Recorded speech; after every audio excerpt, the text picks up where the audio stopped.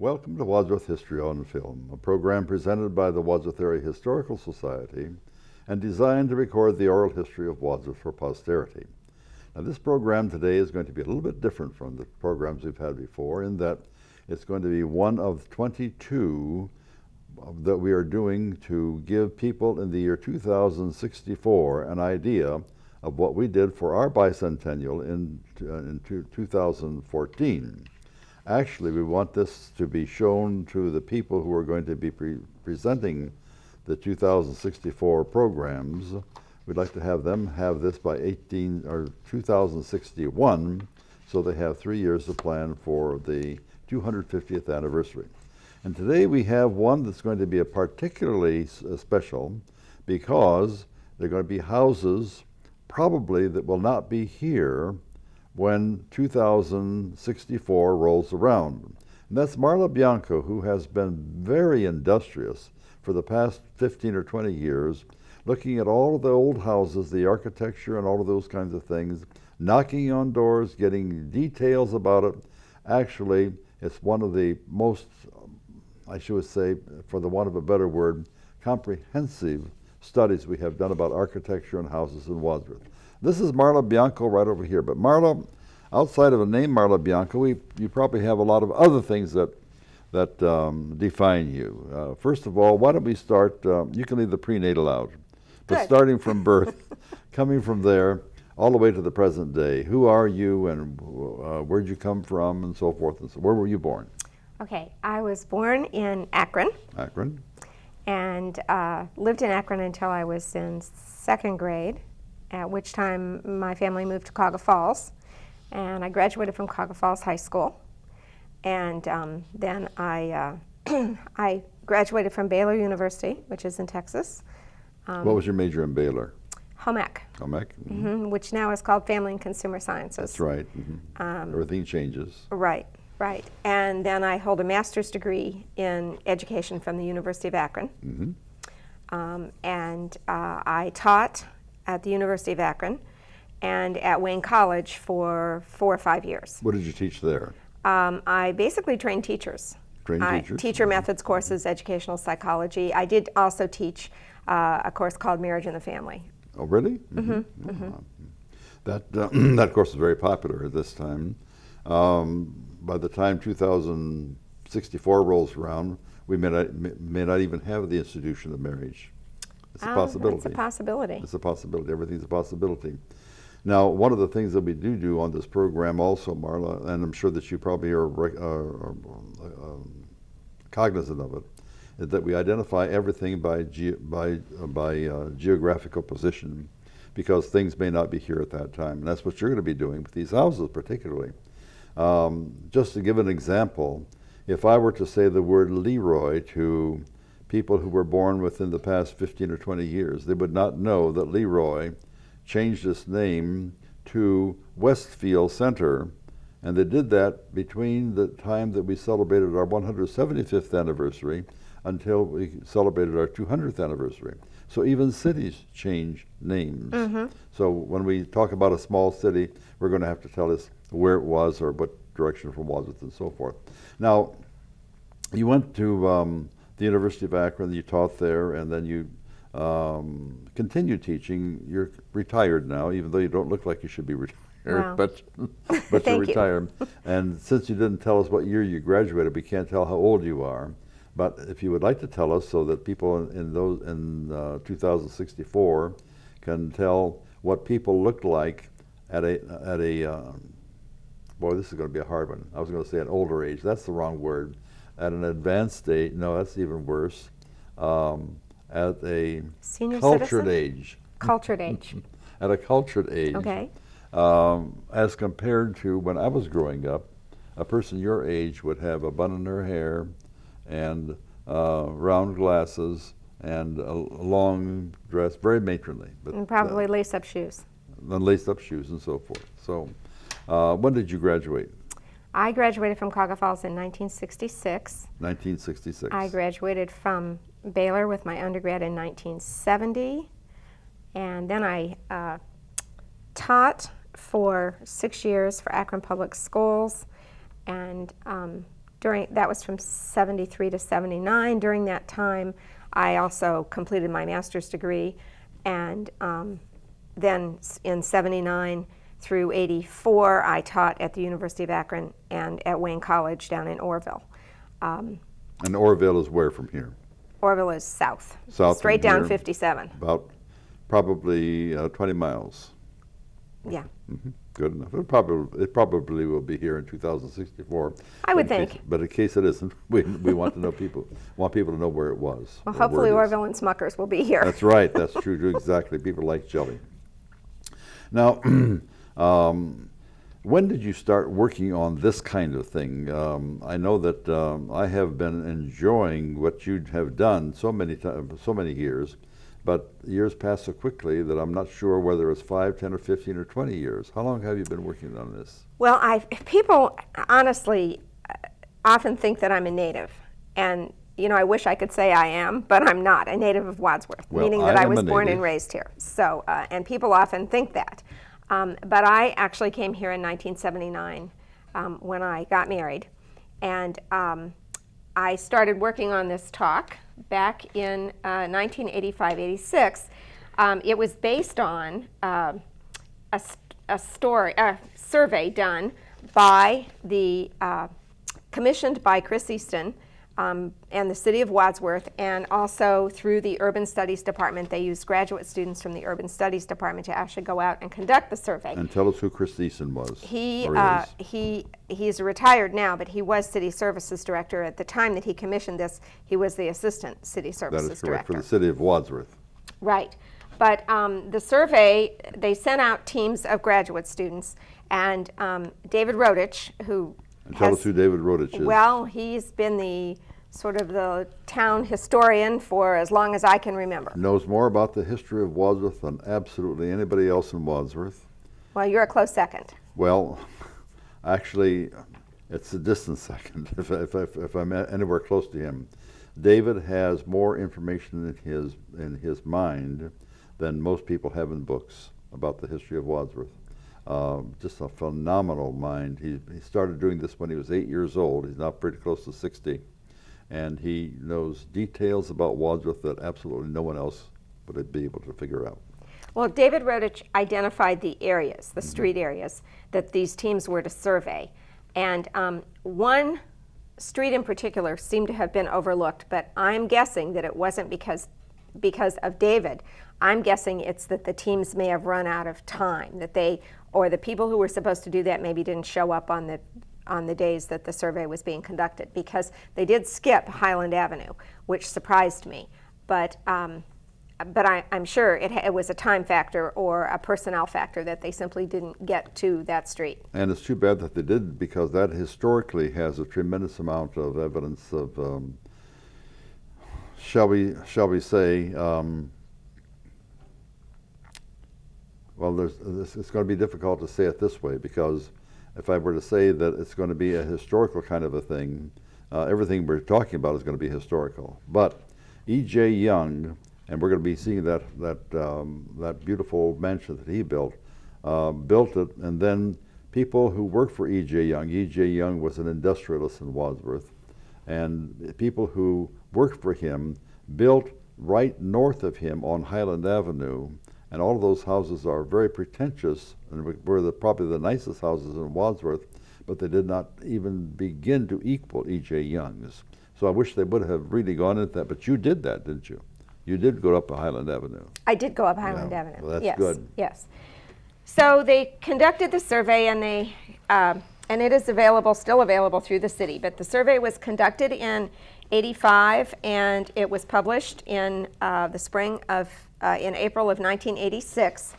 And what they did was they had a form, because it's for the Ohio Historic Inventory. It's not the National Register. The properties identified are identified as being historically or architecturally significant, or both, but they're not protected in any way. But each property that they visited, and there are businesses and churches in here as well, but each property that they visited, then they did a postage stamp photo from the front of the property, and they had as much history as they could get on the property, and included all of that. And it is this is part of the Ohio Historical Society and the Ohio Historic Preservation Office. Okay, and at any rate, they came to my home because I lived in one of the houses that was at 280 Woodland Avenue. It was originally Irvin and Bertha Young's home, and they came to my home and asked questions. And I don't know, I guess because I lived in a beautiful, an English Tudor, beautiful, historic old home, that it kind of piqued my interest. And then I simply decided that I was going to use the information contained. I got my hands on a copy of the survey, and then I decided I was going to use the information from the survey to do a program for the art and history class, which is a women's group that I have belonged to for more than 30 years.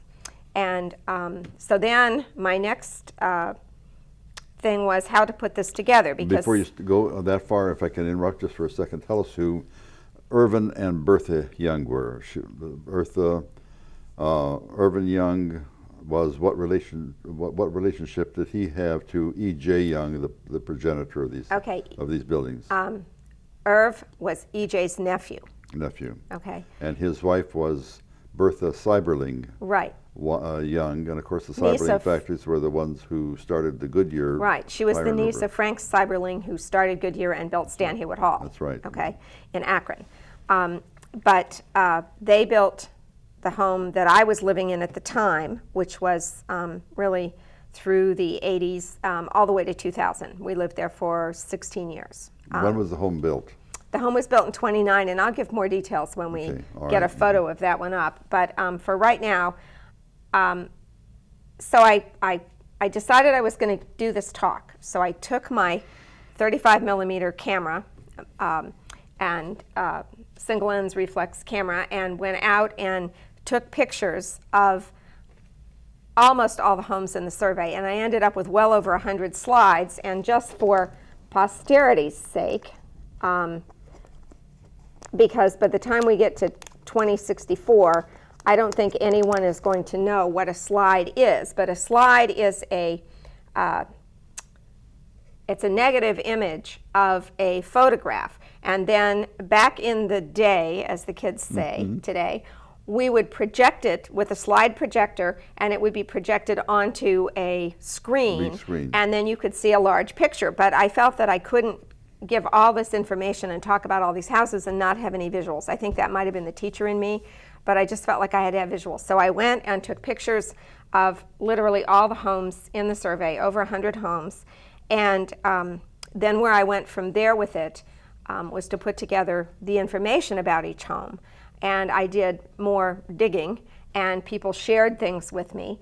But I went and took these slides, and then today, this same information is now in a PowerPoint, and we'll get to that. Tell us what a PowerPoint is in the event that in 2064 they would not have something like that. Well, they might not. It's a computerized. It's where the slides, my slides were digitized by Tom Stugmeyer at Oz2, which is a business downtown Wadsworth, and they are a design group. And what they did was Tom digitized took my slides, converted them to digital, put them on a disk, and then from the disk, I used Microsoft PowerPoint and converted the slides to a PowerPoint presentation, which again is projected onto a screen or something for people to watch it. But the reason for that was, the reason for the PowerPoint and the reason for digitizing the slides was that where we went next after, and I presented this off and on for the better part of 10 years with the slides. And then it kind of got shelved, and then Nancy Hauk, who was chairman of the Bicentennial Teas, called and asked me if I would do a presentation on the historic homes at one of the teas. Tell us what the teas were. Well, the teas were lovely, cultured events. There were 5 of them. They were held outdoors, and they were all last summer, the summer of 2014. The first one was at the end of May, and that was the one that I presented the homes at. But they were each one in a beautiful historic home, and there was a program at each one, and there was also a very elegant tea that was served. And Nancy was looking for people to do the programs, and we've been friends for many years, and she called and asked, she said, I hear you have a historic homes program. And I said, well, I'll have to see if I can resurrect it. Because at that point, I had moved, and I wasn't even sure that I knew where everything was. But luckily, I had pretty much packed everything in one spot, and I thought, well, we can't do this because the tea's outside, and we were going to be at the Michael Day home, which was the Bill Kane's home. And, built in 1937. Right, and we were going to be outdoors on a terrace, and so I had to come up with some way. Even PowerPoint wasn't going to work because of the seating and the daylight and, you know, all of that, the sunlight. And so then we went to this format, the book that then I put together. And again, I had a lot of help from Tom Stugmeyer and Jim Cordes at Oz2 Design to get it actually get the layout done. As I said, Tom digitized the slides, and then Jim actually did the layout and design.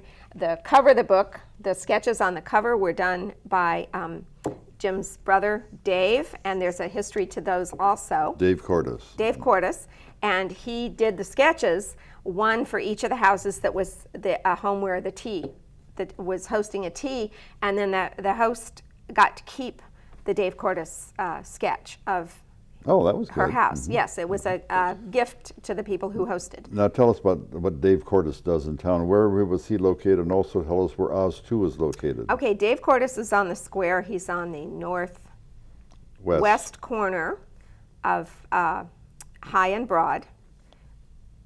No, it would be High and College. High and College, about 100 feet up from College Street. Right, but he's on that northwest corner, and across College from him is what was, it was the Citizens Bank. Citizens Bank. And then it was, before it was Chase, it was Bank One, okay, and now it's a First Merit Bank, but Oz2 is housed above on the third floor. Third floor. It's a hike to get up there. It's a big hike, right? Big hike, yes. But anyways, the three gentlemen there, they basically did the layout and contacted Banner Printing, and they printed it. And so the slides went from being slides to being photographs Beautiful in the book. photographs, right. And so that's kind of the history of the talk, and that's kind of how I got to where this is today. There's so much information that you have there, and so much of it is probably from the people who live in the houses right now. Did you have any opportunity, Marla, to research people who might have lived there before? Not a whole lot. Most of now, first of all, you have to remember that my talk is now what? About 20 almost 30 years old. 30 years old. 1987 to 2015. And so when I resurrected it, you know, I said the talk was 25 plus years of age, I do believe. Yeah. Probably. And at any rate, I was really lucky, very fortunate in that I knew many of the people who lived in the homes. But those who I didn't know, I simply walked up to the door. I often had Beth in the stroller, and I often walked. Beth is your daughter. My daughter, who's now 26. And I would just walk up and knock on the door or ring the bell and kind of tell them what my mission was. And many people were gracious enough to simply invite me in and let me take some interior photographs and tell me whatever they knew about the home. Pretty much what I know has been kind of handed down to me, or it came from Eleanor Shapiro's Wadsworth Heritage. All right, now tell us who Eleanor Shapiro was. Well, she wrote a wonderful book about the history of Wadsworth. The name of it was? Wadsworth Heritage. Well, the first one was Wadsworth Center to City. Oh, did she write Center to City also? I did not know that. That's the one that she wrote. Okay. She wrote Center to City, and that was done by the class of 1936 of Wadsworth High School, in 37. And the students went out and got all of the information, and then Eleanor Eiler Shapiro, I-L-E-R, Shapiro, S-H-A-P-I-R-O. We also spell the names so that people can know who these people are and to spell them correctly. Eleanor Eiler Shapiro then made the composite, and in 1939 she actually produced the book and sold it in the city of Wadsworth, and it was called From Center to City. Right, right. Mm-hmm. And some of my information came from there. I was lucky enough to get my hands on Jack Ollum's copy, and he also is with Oz2 Design Group. Okay. He's the owner of Oz2. And he is also the president of the Downtown Wadsworth Association, right. Which is moving to become a Main Street community. Main Street community. But at any rate, I was able to borrow his book, and I did some research from his book. I did most of my research from the Wadsworth Heritage book, the big red book that Eleanor Shapiro then wrote later, and then there was a second edition of that came out yet later still. And that and word of mouth, talking to people who lived in the homes or other people, David Rodich, people who knew things about the history of Wadsworth. Some people shared things with me. They would just come up to me. Even yet, when I gave this talk back in April to the Wadsworth Historical Society, I was amazed how many people came up and not only commented on the talk or asked a question, but there were also people who came up and shared information about that they had. Yeah. So my knowledge base continues to grow. I have a 6-page letter that was written by Howard Young, who grew up in the home that I lived in, that is now Joe Arpad's home. And but also I met with Howard on numerous occasions and met his sister Marion and learned a lot about the home during the process in which, during the time we were buying it and they were moving things out, and we even purchased some things that were in the home. And Faith Hain, who lived on the farm that's on the north side of 261 Akron-Wadsworth Road. Just as you're going down the hill, there's a big red barn. Faith Hain shared much with me mostly via letters. But so I don't have a lot of factual information other than what's been already published, and I also even referred to this document, which came out about the same time as this was the 175th anniversary celebration. Right. So there are things around, but sometimes you have to dig or just be lucky. And what I have said since the beginning was, I was just lucky that I knew people. I was lucky that people were as open as they were and as enthusiastic as they were, and people have shared with me very willingly. And I suspect that it didn't hurt to have little Beth, that cute little Beth, open the door for you. Well, I think they knew that I was a safe person, although back at that time, people weren't worried about. Not so much as they are today, no, right? No, people weren't Could we so just worried. Stop just for a second to talk about the barn that you talked about at the Hain farm? The barn, the first section of the barn was built in 1832, and it's the place where we had a horrible thing happen about a little girl who today we would probably call her retarded, but she had all kinds of physical problems, and she left and she was never found again. And the farm supposedly, or the barn supposedly, was built by her parents in 1832. It has had 3 different additions to it, and the last edition was probably 100 years ago. So that barn has been there, 132, that would be about 185, 180 years or so, yeah. 180 years.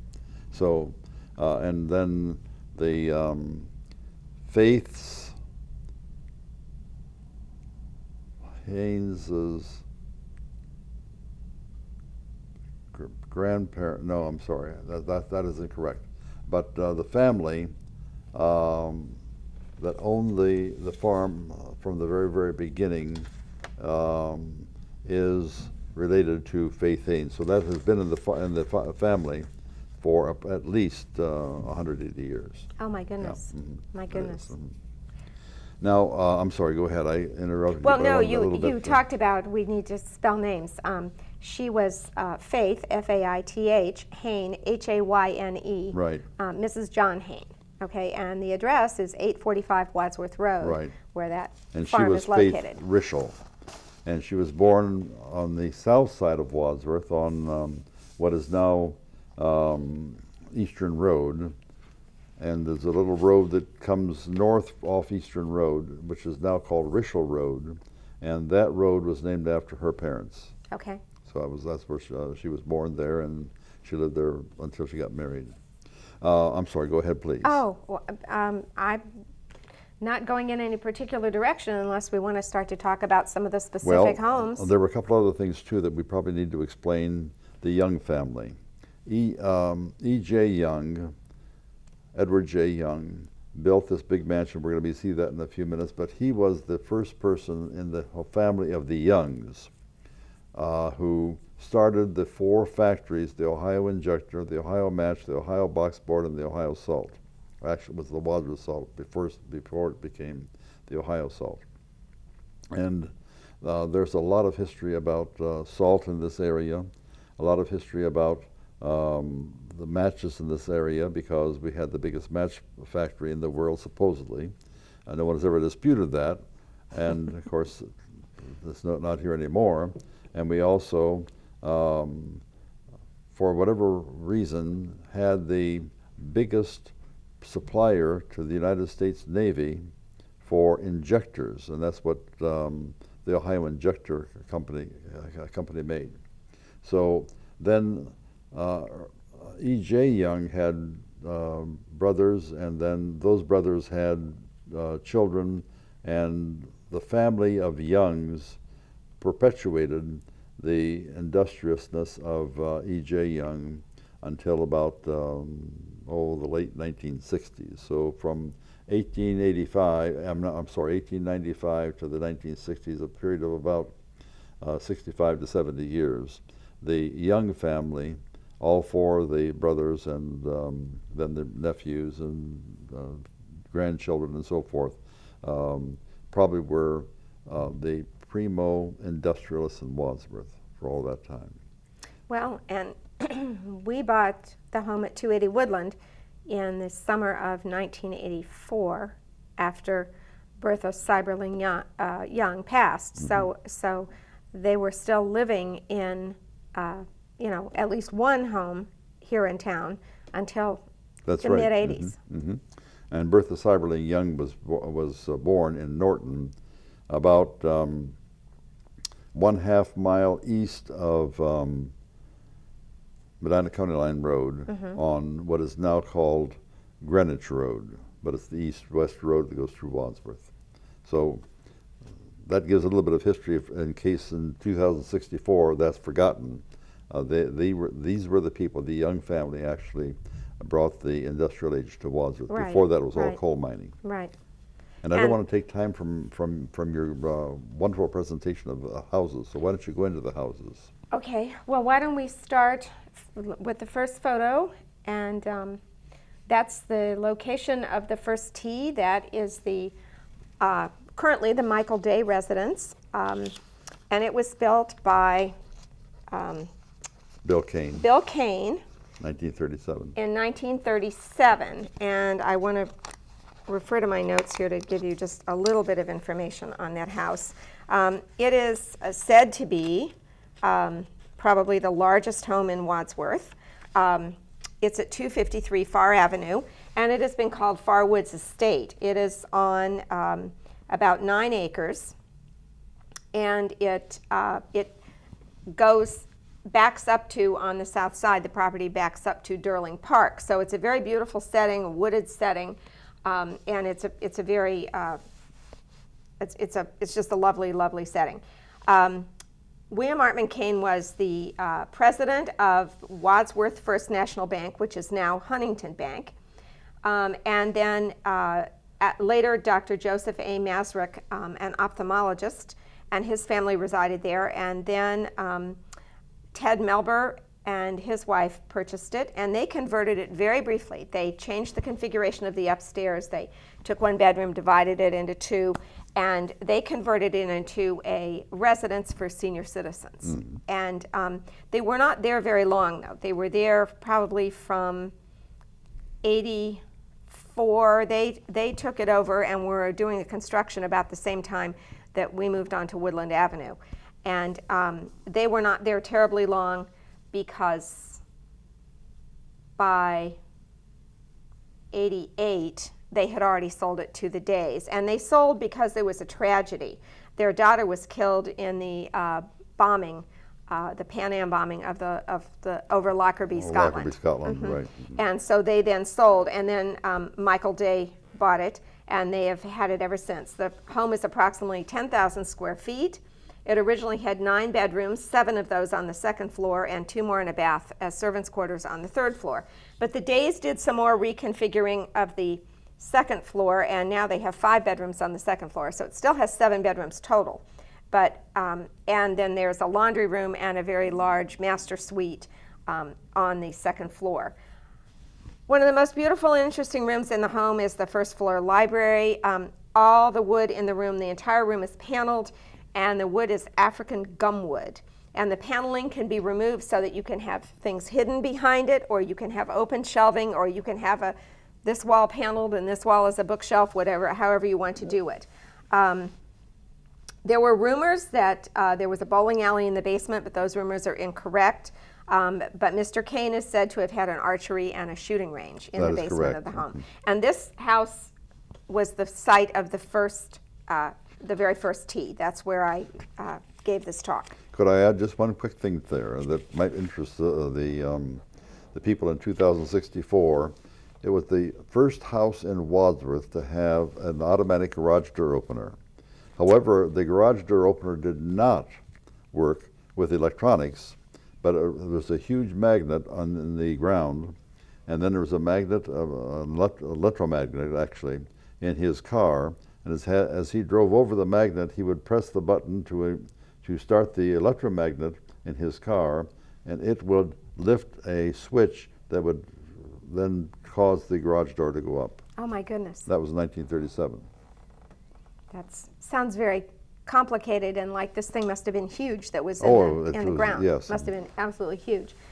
Okay, we're ready for the next picture, and this is actually E.J. Young's mansion, which again, over time, things unfortunately seem to connect with the wrecking ball. And he had a very beautiful mansion built in 1903, and behind it was a carriage house. The carriage house is craftsman-style architecture, and it's still standing, and it is part of the Methodist Church property. But tell us what the carriage house was again, please. It's a craftsman architecture. Okay, and what is that? With the beams, lots of decorative. If we had a picture, I could point it out. At any rate, the main thing is the mansion, which is gone now. It was constructed mostly of stone and brick. It was designed by the architect Millard P. Rush. And in it, on the first main floor, there was an oval reception room with a domed ceiling that was frescoed with clouds and angels. And all the furniture in that room, including the grand piano, were gold gilt. It was a very lavish place. But then again, this is the man who started literally all the industry originally in this area. In addition to starting the industries, he was also co-founder, along with William Everhard, who we're going to talk about, Sonnenstein, Artman, and Kramer, in the Wadsworth Light and Power, which they started in the late 1890s. And there is a home on Akron Wadsworth Road, 261. On the south side, there's a Greek Revival farmhouse. And in the back of that farmhouse, there is a spring, and that was the source of most of Wadsworth's water in the early days. And there are still wooden drainage tiles back there that they use, conduits that they use to carry the water to get it to where it needed to go around the city. Okay, I think we're ready for... Could I offer just a quick thought here about the mansion? All of the wood that was used for decoration as well as for wall boards and things of this nature was quarter oak. And quarter oak is the inside of an oak tree, and the rest of it was used for something else, and it's extremely expensive. At that time, however, it was next to nothing because there were so many oak trees around here. And the story goes that they got the quarter oak, from the oak trees in Silver Creek, and I happen to live right there.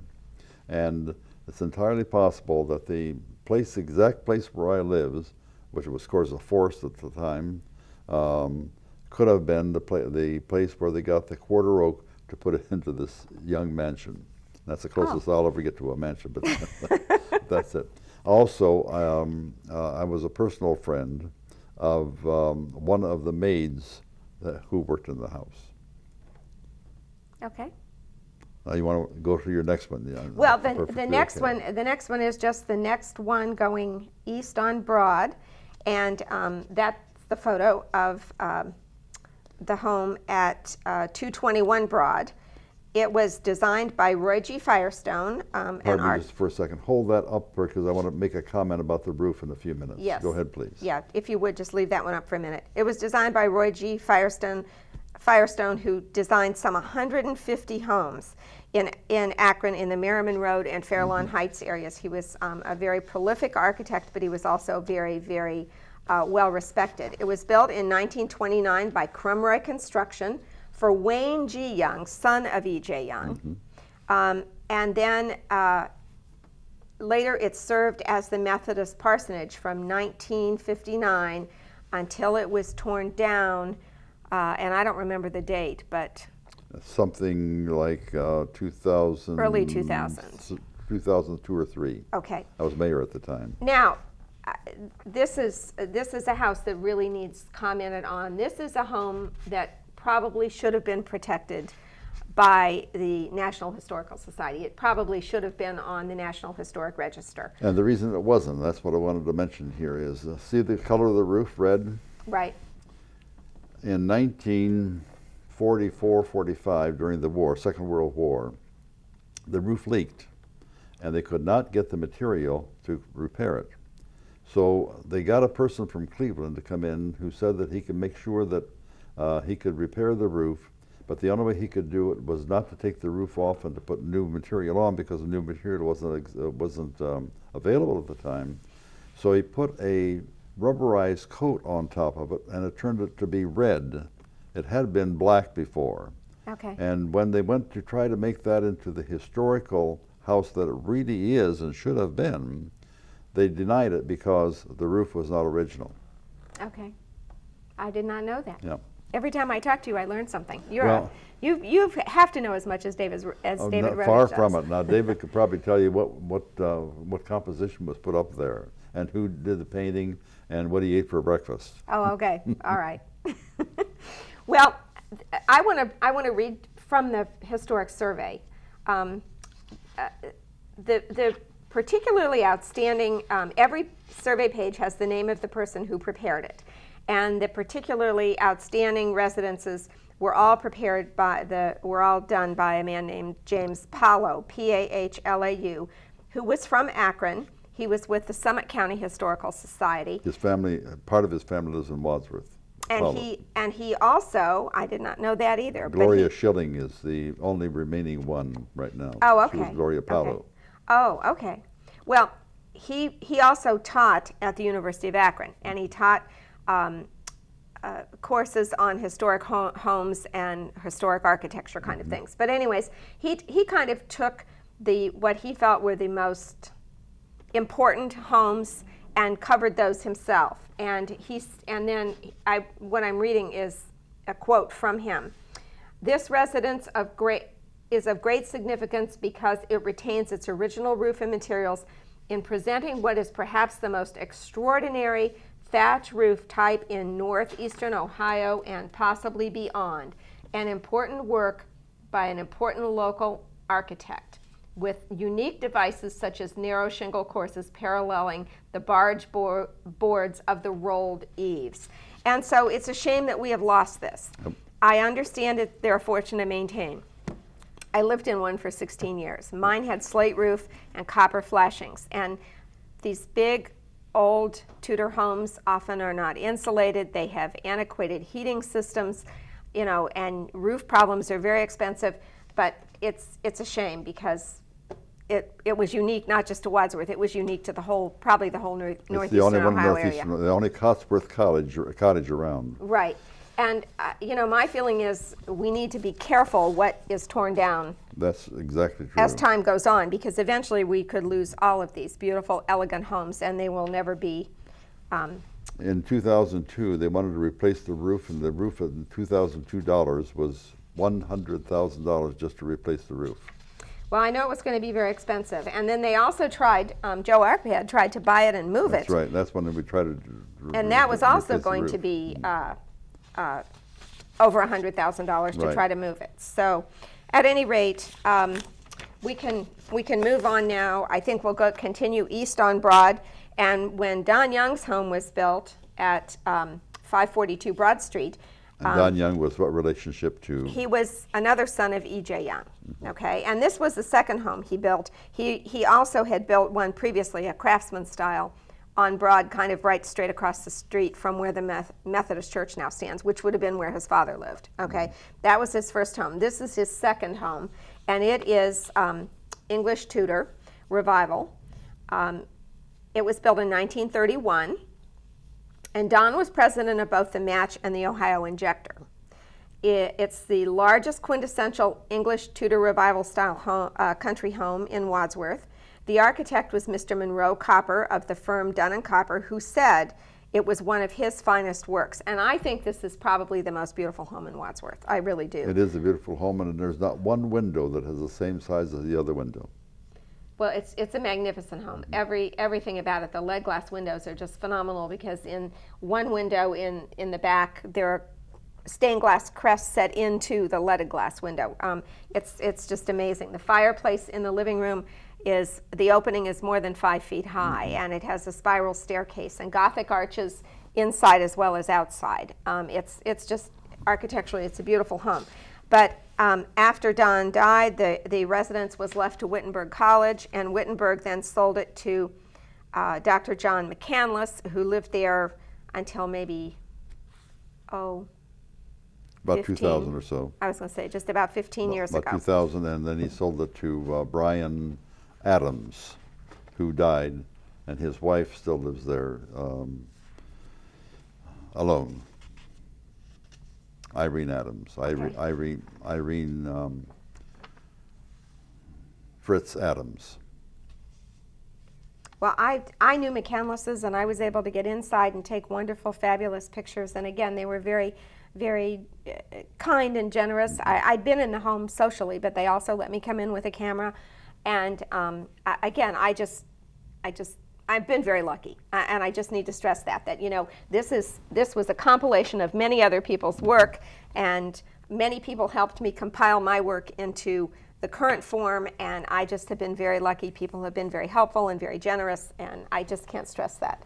Okay, let's move on now to, I believe we're going to move to Woodland Avenue, to 280 Woodland. And that's where you lived. Yes, and what you're looking at there is a framed picture, drawing of the house, and it was drawn from the slide that I took back in the late 80s when I was putting this talk together. I mean, it was very easy. I went out to the edge of my front yard or across the street and took the picture. However, my son then was taking an art class with a lady named Amy Uhas, who taught art privately. And one of the projects that they did when they reached a certain level was a drawing of their residence. And I gave him the slide to take to art, and I know he brought it back. I remember seeing it, but somehow I didn't put it back where it was supposed to go, and the slide has been lost. So in order to put the book together, what we did was we photographed this lovely drawing that he did of the home, and it was done, he dated it, and it was done in 1989, which means that Tom, who was born no, 99, and he was born in 85, so he would have been about 14 at the time that And he did, the that he did 14-year-old that. kid did that? Yes, yes. Wow. So, and it's just something that will be near and dear to me forever. However, when I pass, if my son doesn't want it or none of my children want it, I will leave it to the Wadsworth Historical Society. That'll be good. So, okay, the next house we want to talk about is, I believe, Dr. Myra Johnson's home. The Traver House? The Traver House. Right, and that too is a framed print, and there's a lot of history with that, with this particular piece of work. I'm trying to find my papers here. That print was painted by a woman who lived in Wadsworth at that time, named Christine Parker. And she was married to a physician, Paul Parker. Paul Parker. And she painted this. And the interesting story about it is not just that she painted it, but that it was put in the Wadsworth Art Show at the library, because back in the 80s and the 90s, the library had an art show every spring, and local artists submitted works, and the works were often for sale. And I purchased it because of my love of old homes and because of my friendship with Myra. I purchased that painting, and Myra Johnson. Myra Johnson, and I will back up and do the Right. do the who lived there and how it was built, because it's a very interesting home. But at any rate, I purchased that home. But then in '96, the Wadsworth Historical Society wanted to use the painting, sell prints of it, and so Chris and I both, and I have copies of the documents that Chris and I both signed, signing off on the copyright on the picture. Chris Parker. Chris Parker. Yes. So the Historical Society then had the rights to the picture, and I believe they not only sold prints, but I think they also sold stationery. That's right. But not terribly long ago, someone said to me, I have a print that I think belongs to you, because it said that I was the owner. Well, I owned the original. She had purchased a print. I said, no, that's a print that was sold, but I own the original. But she thought it was mine. She came across it somewhere, like in a garage sale or a yard sale or an auction or somewhere, and she thought that it was mine. And I said, no, but the Historical Society then took the rights and made some money off of that, which was a wonderful thing, because at that time they were trying to get going again and grow. Right. So, but Dr. Johnson's home, and there's another picture that if you can put it up, it's the front of that home. Dr. Johnson's home. Is that the same picture that was up there before? Yes. Maybe we don't have another picture. I thought we did from the front. That's from the side. Okay, that's the side view of the house. But the home itself faces on High Street, and it is now sort of partially surrounded by City Hall. And it was built by a gentleman named Henry Traver, who owned a carriage factory across the street at that time. And the interesting thing is now there's a car wash across the street where we wash the modern carriage. But it most recently was known as the Dr. Johnson home. But there were a series of physicians who lived in that home over the years. And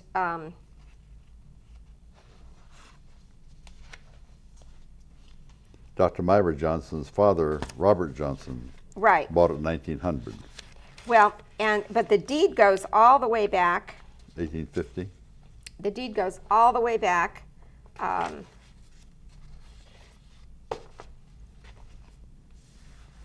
to 1807, when the Connecticut Western Reserve Land Company sold the property to Elijah Wadsworth, our founding father. Okay, The deed to the property in 1845 includes a provision that the wrought iron fence that surrounds the property had to be maintained. And that wrought iron fence is still there. Still there. And still being maintained now by the Wadsworth Historical Society or by the city, one or the other. Historical Society. As a matter of fact, I dug the ditch for the fence to be put in again because the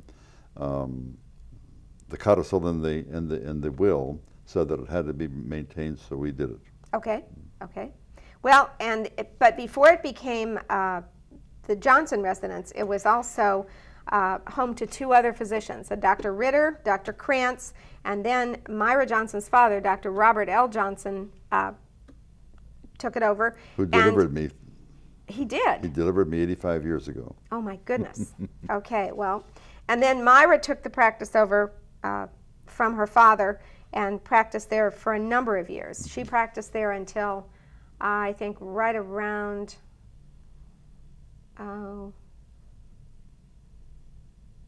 late 70s.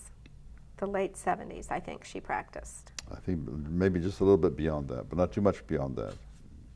Well, I'm trying to think.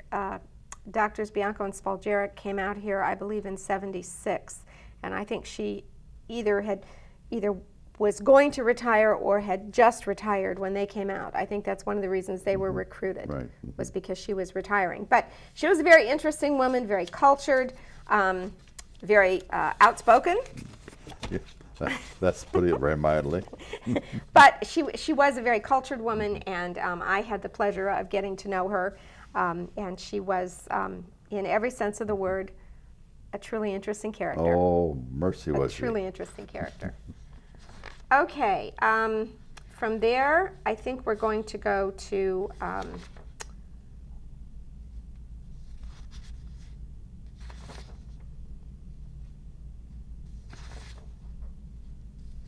well, we're going to go west of the square, and we're going to go to 124 Watrusa Avenue, the Pardee Mansion, and I think we have a couple of pictures of the Pardee Mansion. That was the poor thing on its last legs, right. So to speak. That's the last photo that I've seen of it, and it was pretty disreputable, and it was on the west side of Watrusa, and it was facing Watrusa. That was the front of it. But if you look at it, you can tell that it looks like some things are missing, like maybe a front porch. Front porch. Some steps down, That's okay. Right. But if we go to the previous, or the next picture of it, that was the house that was originally built, okay? And it faced on College. College Street. It was on the corner of College and Watrusa, but it faced on College. And it was referred to as a mansion. It was the home of Judge Aaron Pardee, who was the first mayor of Wadsworth. And this home was built in 1840. It was originally built facing College, and it had tennis courts and an orchard. That's right. So it took up one half of the entire city block. Okay. And it was delayed. The construction was delayed for an entire year, not because they couldn't get the wood or didn't have the money or anything like that, but they didn't have enough nails. So they got everybody in Medina County, all the blacksmiths, because they were made by hand at that time, to make nails, and the following spring they had enough nails to put the house together. Okay. Interesting, interesting. And then, unfortunately, as this happened to many of the houses, but that's another thing that I think we need to point out, that back then, they moved houses all the time. The house that's on the corner of Boyer and High, that was photography, now it's a State Farm Insurance. Right. That was Theodore Walbach's house, and it was about where, it was down on Main, on the same side of the street, but it was south of the square rather than two blocks north of the square. Right. And it was Theodore Walbach, who was a photographer, and then it was moved north of the square, and north of even where Myra Johnson's house was. And but they moved, and in this book, there is a picture of them moving a house with horses and mules with it right, up on exactly. skids. But that was fairly common to move houses. Very common. And the other thing that was fairly common, as happened with this Pardee mansion and the next one I'm going to talk about, was to lop off sections and move sections and put those sections somewhere else as a separate house. As a separate house. So at any rate, unfortunately today we have a pole building garage sitting on the site where the mansion, and of course facing onto College we have businesses now. Right. But houses get moved. And I think the last house we're going to talk about is the other Pardee mansion, which has also been referred to as Vacation Ridge. This was the summer home of Judge Aaron Pardee's son, and this man was also a judge, and he was Judge Don A. Pardee. And this is sitting on Reimer Road at the top of the rock cut. It wasn't Aaron, it was Don Allen. Don Allen Pardee, who's a judge in Louisiana. Louisiana, right. So he spent his winters in Louisiana and his summers in Wadsworth, and I think there might have been some good sense to that when you think about the climate. Absolutely. But that's a long trek to make. It you is. know, that's a very long trek to make back at that time. This house was built in 1850 by William Phelps, and it had the name Vacation Ridge because Judge Don Pardee only lived in it during the summer months, and he spent his winters in Louisiana.